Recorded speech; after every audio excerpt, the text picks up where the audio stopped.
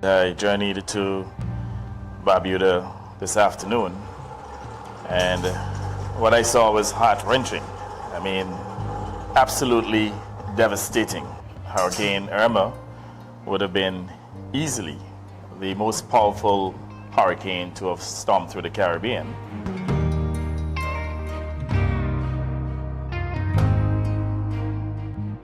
I experienced for the first time, but before that, it is happened but little bit, about 1 second, long time ago, but now it's different, about 25 seconds, that's what I hear, you know.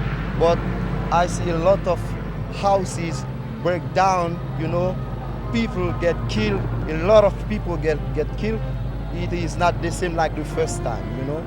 We begin with dramatic scenes of flooding in Montego Bay, St. James, where streets have been inundated with water from constant heavy rains. As we speak, there is a heavy downpour, but these pictures from earlier today show water almost to the height of cars, leaving motorists and pedestrians stranded. We must first understand that Montego Bay lies between two main gullies, North Gully and South Gully.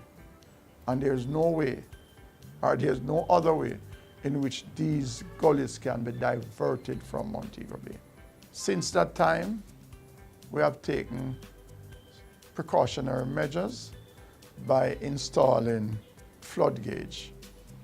In other words, no one will be caught unaware, because these flood gauge are strategically located.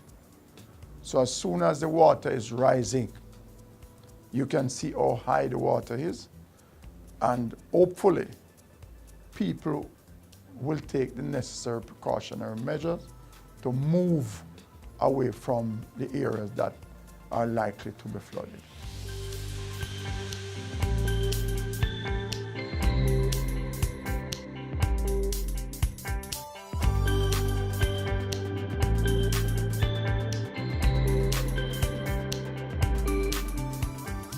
As a region most susceptible to extreme weather events and seismic activity, a disaster risk management plan that minimizes impact and builds resilient economies should be at the heart of the conversation between all partners and stakeholders in the Western Hemisphere. Jamaica has been a laboratory for dealing with disaster risk. We've had Gilbert, we've had Charlie, we've had Hurricane Sandy, we've had a number of events. And the Caribbean certainly is advancing in many areas related to disaster risk management, but our story is often not told in the global space. And we felt that the Caribbean deserved an opportunity to not only host, but to showcase what's happening in the Caribbean in relation to advancing on the principles of disaster risk reduction. Jamaica has been one of the leading countries in the region on the question of climate change. Our program is well advanced. The government has spent considerable resources to ensure that our climate change agenda is one that is modern. July 8 to 10, 2020, Montego Bay, Jamaica will host the 7th Regional Platform for Disaster Risk Reduction under the theme Building Resilient Economies in the Americas and the Caribbean. The hosting of the 20th Regional Platform on Disaster Risk is going to be a monumental occasion for the people of Jamaica, especially the region.